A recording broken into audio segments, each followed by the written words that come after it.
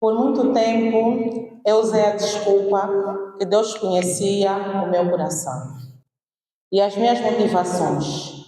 Por isso, eu não precisava me importar com o que ninguém iria pensar de mim. Eu acreditava que o modo como eu me vestia e me comportava era apenas uma expressão da minha subjetividade. Portanto, se eu estava feliz com o meu jeito de ser, então estava tudo bem. Hoje, reconheço o quanto estava enganada. Eu não conseguia perceber que não era possível ter motivações corretas e uma conduta errada ao mesmo tempo. Eu não compreendia que o processo de conversão exige mortificação do nosso eu por completo. Somente quando eu compreendi que o chamado do Evangelho é essencialmente um convite à renúncia, foi que passei a questionar minhas atitudes e procurar adequá-las à vontade de Deus. O processo de santificação é lento. Você não muda radicalmente de um dia para o outro. É uma luta constante entre os desejos do nosso eu e o agir do Espírito Santo em nossos corações. Foi assim que Cristo ia transformando a minha vida. À medida que o tempo passava, eu modificava, mudança após mudança. Chegou a hora de transformar o guarda-roupa ou o guarda-fato. Confesso que não foi fácil me desfazer das roupas que eu gostava, que me faziam sentir bonita. Mas eu gravei em meu coração as palavras de Cristo em Mateus 16:24. Se alguém quiser vir após mim, negue-se a si mesmo, tome sua cruz e siga-me. Essas palavras continuam a ser o meu maior incentivo e inspiração, porque me fazem lembrar que a minha vida pertence a Cristo e Ele tem o controle de tudo. Mas como pecadora que sou, de vez em quando ainda olho as publicidades de roupas nas redes sociais e imagino como ficaria no meu corpo. Mas quando penso em me apresentar diante do meu Criador com aqueles trajes, envergonho-me e me arrependo. Oro para que Deus não me deixe vacilar diante das tentações e que não permita que eu me molde aos padrões do mundo e que transforme o meu coração e os meus sentidos para que eu possa amar e desejar aquilo que o meu Deus tem. Não é minha história. É uma história que eu tirei da rede social, de uma página, e eu decidi trazer aqui para partilhar, porque afinal de contas todos nós temos uma história. A minha irmã Elizabeth tem uma voz tão bonita e há um refrão. Eu não tenho uma voz bonita. Há um refrão que é mais ou menos assim. Não, minha irmã Elizabeth está aqui. Não, acho que as duas Elizabeths têm uma voz bonita, se calhar. Mas tem uma história que tem uma música do Totó, não sei, permitam-me, igreja, que é mais ou menos assim. Todo mundo tem uma história. Quem pode me ajudar? Pra contar, não há quem nunca teve. Não há quem nunca teve motivos pra chorar. A pessoa que tem boa voz. Vamos lá. Todo mundo tem uma história. Minha irmã Elizabeth. Pra contar. Não há quem nunca teve. Meu irmão Vladimir vai cantar. Motivos pra chorar. Todo mundo tem uma história. Desculpa-me, vou me mandar um bocadinho aqui. Todo mundo tem uma história. Uma história que diz aquilo que nós somos, aquilo que nós queremos ser e como nós estamos. O meu tema hoje é um tema que eu relutei um bocadinho, eu perguntei por que eu. Beleza e modéstia, vaidade, cuidado pessoal, autoestima. Eu disse, nossa, não tem nada a ver com o que eu falo. Eu falo de depressão, de ansiedade, de perturbações da vida, da mente. Mas eu fui desafiada a falar sobre esse tema. Desafiada porque Eu acho que nunca tive muita coisa aí a ver com beleza, vaidade, cuidado, não sei. Acho que eu nunca tive tanto assim. Como nós cantamos há pouco tempo, todo mundo tem uma história. Deixa-me apresentar. Eu sou Indira Júlio, filha, mãe, esposa, professora, psicóloga clínica e vou ser irmã em Cristo na Igreja Metodista Unida, que já foi referência aqui, né? Manuel Antônio Muniz do Sequeiro. Então fui convidada, sintam-se abraçados por mim. Mais uma vez, muito obrigada pelo convite. Eu trouxe outra história aqui partilhada, porque a minha história foi ao contrário desta. Tive que ser irmã mais velha e eu estou aqui a entrar para aquilo que é o formato que nós vamos partilhar ideias, vivências. Então, eu tive que ser irmã mais velha de irmãos mais velhos. Logo, a pressão para que eu fizesse as coisas de forma correta sempre foram muito presentes na minha vida. Quando terminei o ensino, ou não, quando entrei para o ensino médio, eu fui para uma escola católica, para o Inemarista. E no Inemarista, sendo uma escola frequentada maioritariamente por padres e madres, que nós não tínhamos na altura, há 20 e tal anos atrás, não tínhamos uniforme, então nós tínhamos que ir mesmo com a nossa roupa. Logo, não tinha como colocar nada indecente, ou seja, aquela moda da barriguinha, de não sei o quê, não existiu para mim nessa fase, porque lá na escola eu tinha de ir, ou tínhamos todos de ir bem apresentados. E depois de terminar o ensino médio, ali aos 20 anos, fui estudar aulas para uma escola católica, então sou professora quase metade da minha vida. Ou seja, eu não podia em nenhum momento colocar nada indecente, porque amanhã o teu aluno vai dizer, professora, a professora também colocou aquela roupa assim. Então a pressão sempre foi muito difícil para mim. E olhem só como é que a vida é. A vida trouxe-me um esposo que é mais ou menos liberal para essas coisas, porque ele trabalha em televisão, e em televisão, pronto, é aquele glamour, cantoras e não sei o que, então está habituado a ver isso. Então, no início, ele sempre me dizia, você fez de uma forma muito formal. Eu lembro quando nós já estávamos noivos, ele comprou algumas coisas, eu disse, eu não vou usar isso. Então, até hoje ele já compreende, porque ele diz que eu sou muito séria nesse sentido. Mas eu trouxe aqui essa história e um pouco da minha, para nós, afinal de contas, percebermos o que é que nós somos, o que é que a Bíblia nos ensina e o que é que cada uma de nós pode acrescentar nesse quesito de beleza, de modéstia e tudo mais. Meu irmão, tem quanto tempo? Eu falo muito. Tem quanto tempo? Mais ou menos. Está funcionando? Tem quanto tempo? 10 minutos. 10 minutos? Ah, então estou a correr. Estou mesmo a correr. Acho que não está a dar aqui. Mas o irmão pode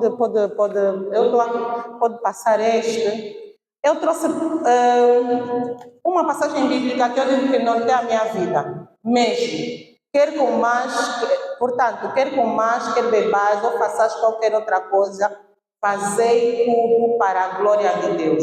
1 Coríntios 10, 31 é assim, um daqueles versículos que aquece o meu coração. Mesmo. Trouxe também outro, portai-vos eu mesmo, na verdade, a seguir, portai-vos de modo que não deis escândalos, nem aos judeus, nem aos gregos, nem à igreja de Deus. Podemos passar para o próximo, essa já foi. O nosso principal objetivo aqui, como eu já disse, é partilharmos conhecimentos e, acima de tudo, transmitirmos aqui a fé porque nós, quando nos abraçamos, parece que as nossas cargas diminuem um bocadinho mais. Então, a ideia aqui é nos abraçarmos e trazermos aqui alguma coisa a mais que possa ser acrescentado no nosso dia a dia. A nossa comunicação, assim bem rápida, tem 4 itens. Vou falar primeiro da beleza e modéstia, da vaidade e cuidado pessoal. Vou falar de algumas perturbações psicológicas e algumas referências bíblicas sobre o tema.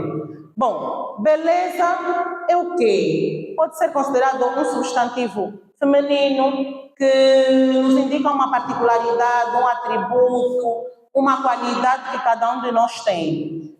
A beleza expressa a qualidade do que é belo. E eu trouxe aqui a fotografia da Leila Lopes. Quem não conhece a nossa Leila Lopes? Quando nós falamos de beleza em Angola, estamos a falar de uma mulher que tem o título de mulher mais bela do mundo, a Miss Universo. Mas agora a minha pergunta é, será que para nós ela é realmente a mais bela de todas as mulheres que nós conhecemos? Não. Boa resposta. Por quê? Porque a questão da beleza é subjetiva. O que eu acho belo, o outro pode não achar. O que o outro acha feio, o outro pode achar belo. As características que cada um de nós tem dependem muito e são influenciadas pela nossa cultura, pela nossa religião, pela sociedade, pelos nossos amigos, por aquilo que nós ouvimos e por aquilo que nós acreditamos, pelas nossas crenças. Logo, falar de beleza comum, nós estamos a falar de uma área muito subjetiva. Eu queria fazer, rapidamente, posso só chegar nos 11 minutos? 11 e meio. Não? Tá bem. Perdão. Eu trouxe aqui muitas coisas, mas só vou pedir uma ajuda. Eu quero que cada um, minha irmã Elizabeth também, acho que chega. Eu quero que cada um tenha uma verde e uma amarela. Sim, rapidamente. Uma verde e uma amarela. Dois, uma verde e uma amarela. Vamos para a primeira característica. Dessas três que nós temos aí, dessas três, cabelos sedosos, se tivesse que escolher uma característica de belo, cabelos sedosos, proporções avantajadas e proporções menos avantajadas. Se tivesse que escolher uma característica do que é belo nessas três, qual delas escolheria? Lembrando que a primeira é a cartolina verde, a segunda é a cartolina amarela e a terceira só levanta a tua mão. Amém? Podemos fazer isso, mas tem que escolher uma. Sim. Se tivesse que dizer, fala uma característica do que é belo, o que é que você escolheria aí? Cabelos sedosos, cartolina verde. Proporções avantajadas, cartolina amarela. Menos avantajadas, só a tua mão. Vamos lá? Podemos fazer esse exercício? 1, 2, 3. Vamos lá, eu não estou a ver cartolina. Não, irmão Vladimir, pode só falar, não tem problema, infelizmente não vai fazer nada. A verde, cabelos sedosos. Cabelos sedosos. Verde. É aquele cabelo bem, como é que eu posso dizer? Volumoso, bonito, grande, por aí. Cabelos sedosos, verde, proporções avantajadas, amarelo, e proporções menos avantajadas, só coloca a mão. Bora? Aqui não escolheram? Não, não pode ser os dois, só um. Qual é a cor? Ok? E a irmã Elizabeth não escolheu? Aqui meus irmãos também que estão na organização podem escolher. Também entreguem, por favor. Ok? Nenhum. É só para nós, podem baixar, só para nós vermos como o conceito de beleza é subjetivo. E está tudo bem. Temos outro. Outra vez. Corpo fitness, verde. Aspectos psicológicos, amarelo. Nenhum desses itens, só a mão. Se vocês tivessem que escolher um deles. Corpo fitness, verde. Aspectos psicológicos, amarelo. Nenhum destes itens. Nenhum desses itens. Por exemplo, alguém que é forte em termos de decisão, atitude, emocionalmente, para frente. Ok, aqui temos, a cabeça comanda tudo, né? Muito obrigada. Só para nós vermos mais uma vez o aspecto subjetivo. E eu já vou passar rapidamente para a modéstia. E aqui eu não quero falar muito desses termos e conceitos, só depois posso partilhar. Mas falar sobre modéstia é muito mais do que falar de roupas. Nós às vezes comparamos muito a modéstia com a questão de como a pessoa se veste. Meus irmãos, é mais profundo do que isso. Muito mais profundo do que isso. Falar de modéstia é refletir sobre o modo como o nosso Deus deseja que nós sejamos. E durante algum tempo na minha igreja eu não via ninguém a colocar, acho que o irmão Vladimir vai se lembrar, que quando alguém entrasse de forma indecente, eu não via ninguém a dar pano, né? Se veio assim, vai assim, e dizíamos, e eu perguntava por quê? Porque eu estava vendo uma outra congregação que colocava, e diziam, não, o Espírito Santo vai tratar de transformar. Mas agora eu me pergunto, será que nós colocarmos só o pano porque vamos à igreja ou roupa da igreja e depois, quando sairmos, já temos a roupa da rua, nos faz nós sermos os cristãos que Deus quer que nós sejamos?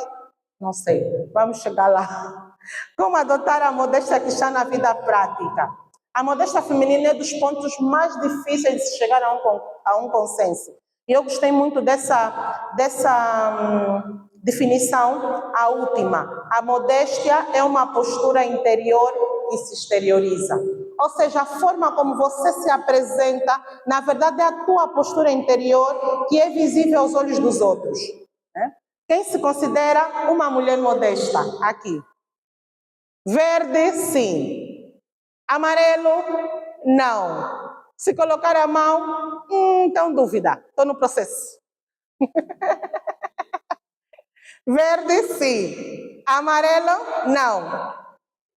A mão, estou no processo. Estou no processo. Estamos no processo? Estamos no processo? Amém? E aqui eu gostaria de chamar a atenção para que a modéstia, mesmo em casa ou na igreja, não seja apenas para as mulheres. Eu acho que também precisamos de começar a falar de modéstia para os rapazes, para os homens, para os senhores. Okay? Eu acho que é fundamental isso também. Modéstia significa decência, evitar coisas extravagantes ou sexualidade atrativa. É a humildade expressa na sua conduta. Qualquer conversa sobre modéstia começa com a intenção do coração. O que você pensou quando escolheste aquela blusa decotada? Qual é a intenção do teu coração quando você diz, eu vou arrasar naquela festa? Ou seja, quando nós falamos de modéstia, não estamos a falar só daquilo que a pessoa se expressa ou como se expressa. Estamos, na verdade, a falar da intenção do teu coração. E eu trago aqui 1 Coríntios 6:12, 1 Coríntios 6:12, que é uma passagem muito falada por nós. Tudo me é lícito, mas nem tudo me convém. Todas as coisas me são lícitas, mas nem todas as coisas me edificam. Essa passagem bíblica é uma afirmação de liberdade cristã. Deus nos diz, ok, pode ir até aqui, mas também Ele nos diz, cuidado com aquilo ou aonde você quer ir. Então, é uma liberdade, mas é uma liberdade controlada. É aquela que nossos pais dizem, pode ir à festa, mas cuidado com a hora que você vai chegar. 4 motivos para colocar a modéstia em prática na sua vida agora. Primeiro motivo, é a vontade de Deus para as nossas vidas. Segundo motivo, a modéstia ajuda a igreja na luta contra o pecado. Sim. Muitas vezes, e nós temos nos nossos mandamentos a cobiça. Não cobiçais o quê? A mulher do outro, o esposo do outro. Agora imagina, muitas vezes temos corpos avantajados ou não importa. Mas você entra para a igreja, vai para o serviço, vai para o táxi, vai para a rua e já estás com uma roupa extremamente chamativa. Não estamos a contribuir para que o irmão tenha uma conversão verdadeira. Pelo contrário, nós estamos a dificultar o trabalho da igreja. A terceira, a modéstia contribui para a propagação do evangelho. Sim. Porque a forma como eu me apresento testifica ao Cristo que há em mim. Eu não posso falar com alguém sobre a palavra de Deus, mas eu estou com os calções rasgados. Tem de haver exatamente a diferenciação. E o mais triste, eu vi só uns 10 ou 15 anos atrás, de um jovem que estava a drogar-se na altura. Ele dizia assim, essa mesma é da igreja. Nós que pregamos Cristo, nós que vivemos Cristo, temos a capacidade de levar muitas pessoas para o inferno. Porque quem está lá fora vai dizer, se ela está assim, então não adianta entrar aí. E a quarta, a modéstia nos torna mais bonitas. Sim, porque nós achamos que ser da igreja e vestir de forma decente é ser desleixada. Não é. É mesmo você fazer o teu cabelo, ter o cabelo bem organizado. É mesmo você estar com a tua roupa bem engomada, bem apresentada. E sim, a modéstia faz toda a diferença. E depois eu trago a vaidade, estou a passar já também. E só deixo aqui essa passagem em 1 Coríntios 6, 19 e 20, que diz: acaso não sabeis que o vosso corpo é santuário do Espírito Santo que está em vós, o qual tendes da parte de Deus e que não sois de vós mesmos? Sim. Muitas vezes nós cristãos temos aquela coisa de dizer: eu já sou mesmo da igreja, eu posso ir dessa forma à igreja. Eu posso ir com essa roupa, não faz mal. Faz sim, porque nós representamos um Deus vivo, um Deus que é o dono do ouro e da prata. Então precisamos fazer velar esse Deus tão grandioso dos céus e da terra. Eu trouxe algumas referências bíblicas e eu gostaria de trazer aqui 2 exemplos rapidamente. A rainha Vasti, acho que já ouviram falar, e a rainha Esther. As duas eram rainhas, era o ponto comum. Mas uma tinha beleza, não tinha modéstia. E a outra tinha beleza e modéstia. Rainha Vasti era rainha na altura e era muito bonita. E foi chamada então pelo rei para que o rei mostrasse ou exibisse a sua esposa, porque naquela altura havia um banquete no reino. E a rainha Vasti simplesmente disse: eu não vou, eu não quero. E automaticamente foi destituída do cargo. E por outra, nós vamos ter a rainha Esther, que soube aproveitar-se da sua beleza, da sua modéstia e da sua sabedoria para salvar todo o seu povo. Então, muitas vezes as nossas decisões, por isso é que eu digo que a modéstia é mais do que simplesmente roupas.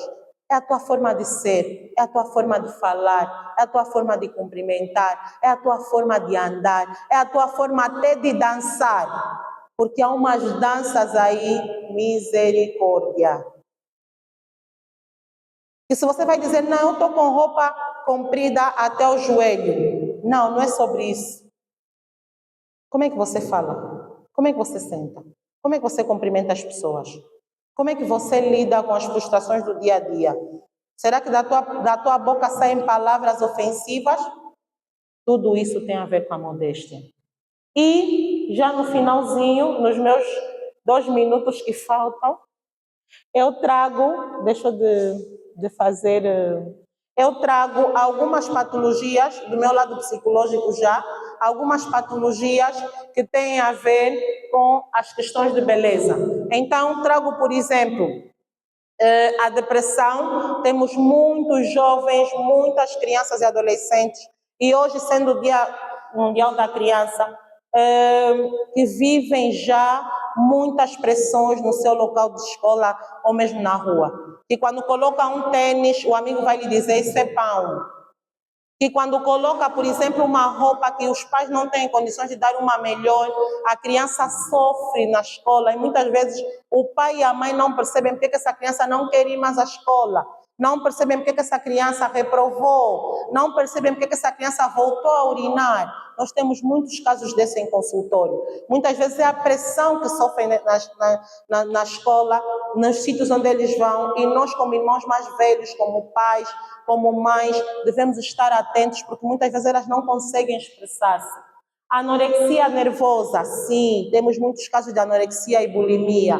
Por quê? Porque agora temos o corpo padrão da cantora X, da atriz Y, e nós às vezes não aceitamos a nossa estrutura biológica. Por exemplo, eu não posso dizer que quero ser Miss, isso não vai dar certo muito. Vai dar certo? Não, não vai dar certo. Eu tenho que saber a minha história, como é que é a minha mãe, como é que é meu pai, como é que é meus irmãos, como é que eu vou querer ser Miss? Não tem como. Então, aceitar as nossas características faz toda a diferença para lidarmos com essa pressão da beleza e da vaidade. A anorexia é o ato, já temos as crianças agora fazem jejuns intermitentes, às vezes jejuns sem, porque querem ser magras, porque a colega ou a amiga tem esse corpo e porque a professora ou o colega lhe chamou de baleia e tem essa pressão muito grande nas questões da beleza. E mais uma vez parabenizar a igreja por trazer temas como esses que são muito, mas muito importantes. Então, na anorexia não comem e depois eles provocam vômito na bulimia.